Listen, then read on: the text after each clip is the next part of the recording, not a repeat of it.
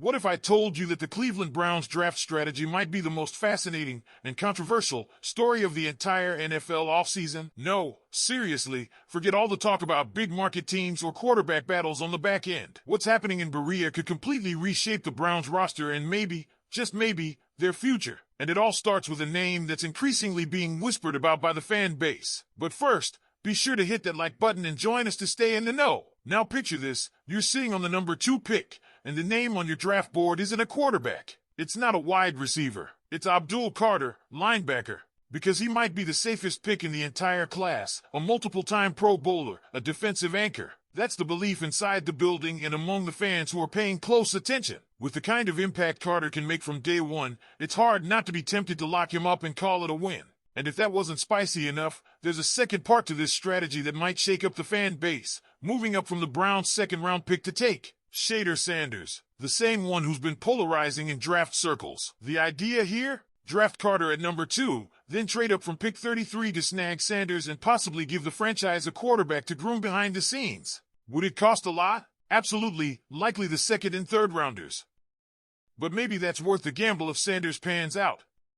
The potential pairing of Abdul Carter on defense and Sanders learning behind a veteran could set the Browns up for something long-term, if you're willing to bet on development over sure things.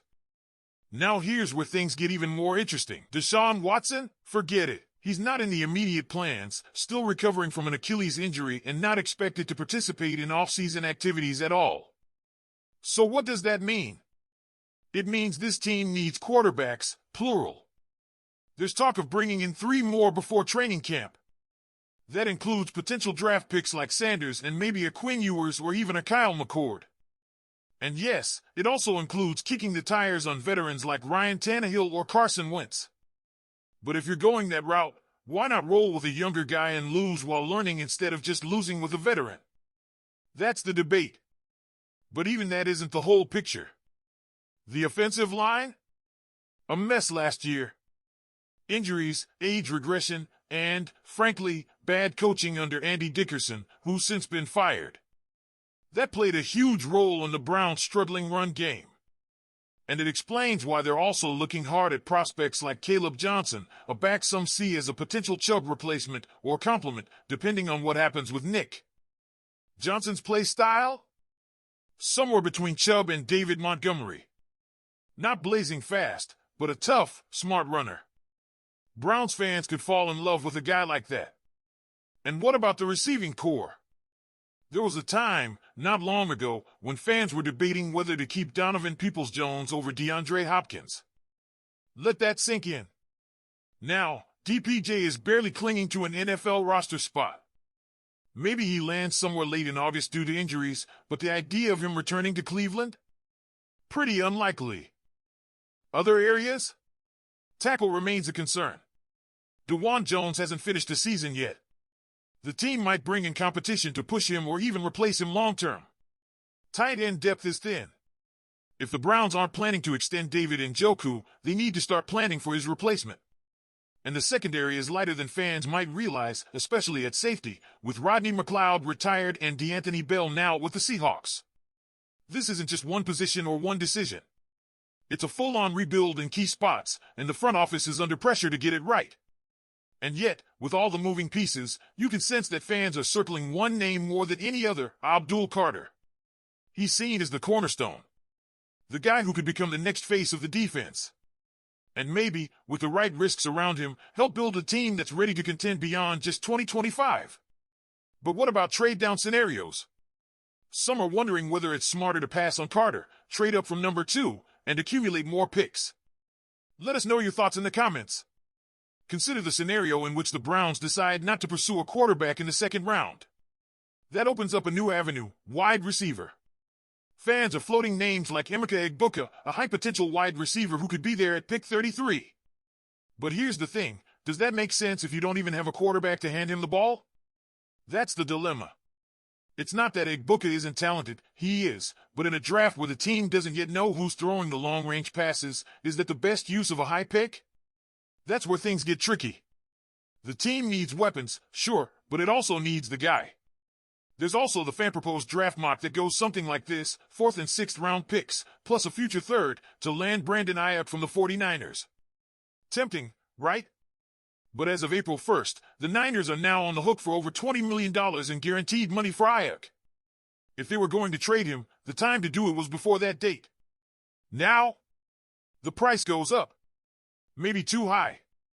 And this isn't a Madden trade. There are cap implications, locker room dynamics, and the very real question of whether a rebuilding Browns team can afford to take on that kind of contract. Then there's the quarterback roulette, if not Shader Sanders, who? Ryan Tannehill's name has been thrown around, and while there was once a time when he might have been a perfect fit in Cleveland, that time has likely passed.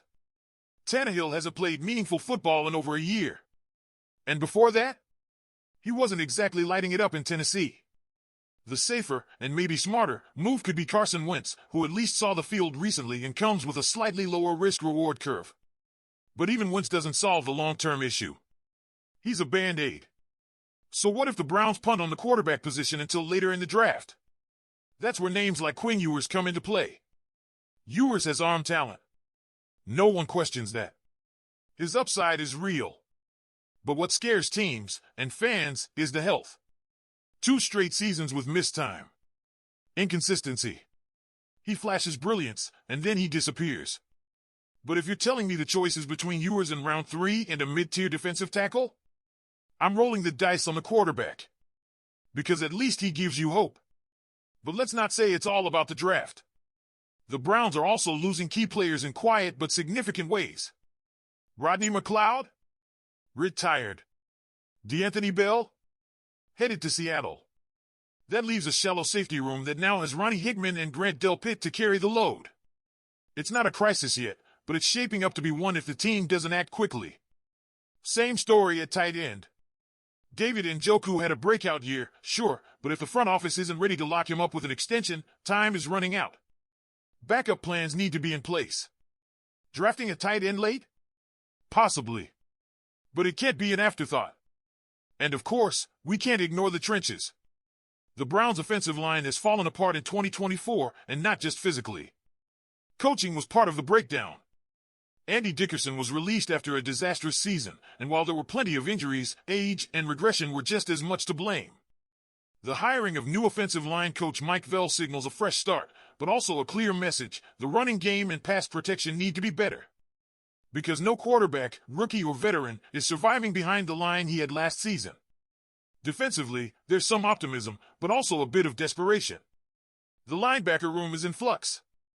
If JOK isn't fully healthy or returns, the need for another playmaker becomes urgent. That's where Carter becomes more than a good pick, he becomes a necessity. But even then, the depth is still thin. Don't be surprised if another linebacker is picked in the middle rounds. The decisions made in the next few weeks will have repercussions for seasons to come. And fans, you have a front row seat to all of this. Like and subscribe to stay up to date on all things Cleveland Browns, and of course, leave your thoughts in the comments. Go Browns!